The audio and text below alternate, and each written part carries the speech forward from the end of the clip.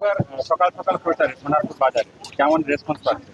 দেখুন, রেসপন্স তো সাধারণ মানুষ অবশ্যই আমার লিফলেট গ্রহণ করছে মানে ভালোই, আর আশীর্বাদ করছে দুহাত তুলে মানে সেটাও আমার কাছে একটা বড় পাওনা, বাড়তি পাওনা।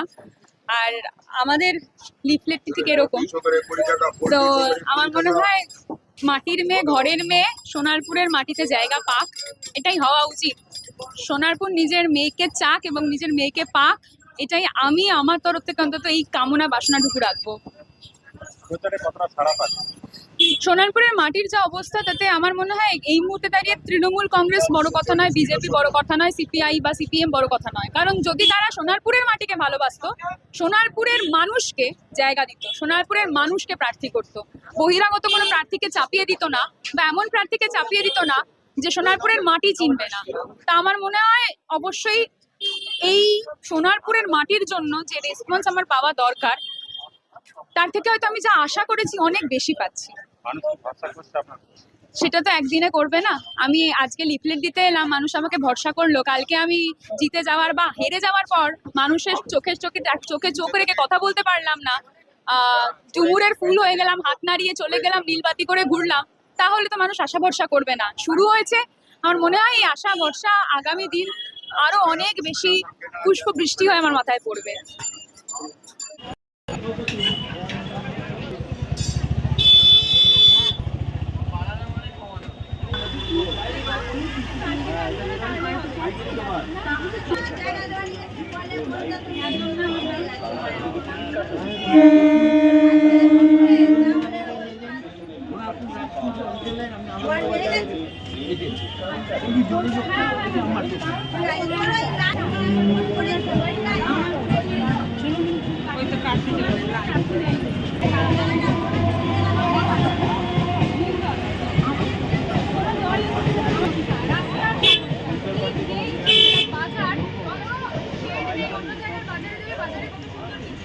জল জমে না, বৃষ্টি হলে বাজারে ঢোকা যায় না, এমন বাজে অবস্থা করে রেখেছে। জলে আমাদের রাস্তা হতো না, আমি সত্যি ভাবিনি কোনোদিন। কিন্তু এই কারণগুলোর জন্যই দাঁড়াতে বাধ্য হয়েছে। 5 বছর কোনো বাইরের প্রার্থী কিছু বলবে না, বাইরের কাউকে দিলে সে সোনারপুরের মাটির কাজ কি করে বুঝবে? কাকু বুঝবে, আমি বুঝবো, তুমি বুঝবে। ওই দোকান বাঁধতে বন্ধ করে দিতে হবে, তোলাবাজির জন্য 70,000 টাকা দিয়েছে বন্ধ করে দিয়ে। একদম এইসব কারণ তো। সুতরাং আমার নাম রাজন্না হালদার।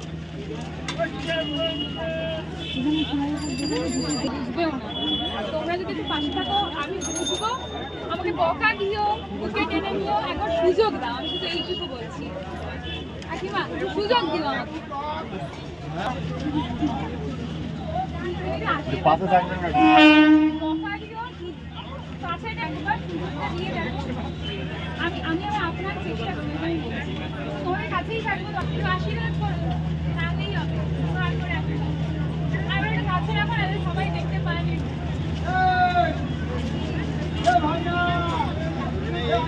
সবাই পাশে থেকো, আর বাড়ির যদি সম্ভব হয় থাকে।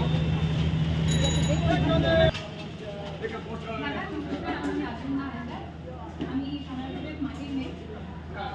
বিগত 5 বছর তো আপনার বাইরের প্রার্থীকে দিয়ে সুযোগ দেখলেন, এই 5 বছর আমাকে ভুল করলে তো আমাকে বকে দিয়ে আসতে পারবেন, সামনেই আমার বাড়ি। আমি নীলবাতি উঠার করে ঘুরবো না, আপনার ঘরের মেয়ে হেঁটে পায়ে আসবো।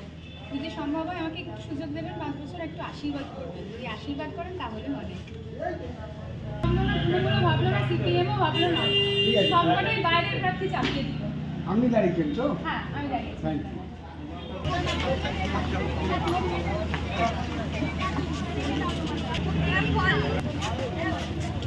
হ্যাঁ।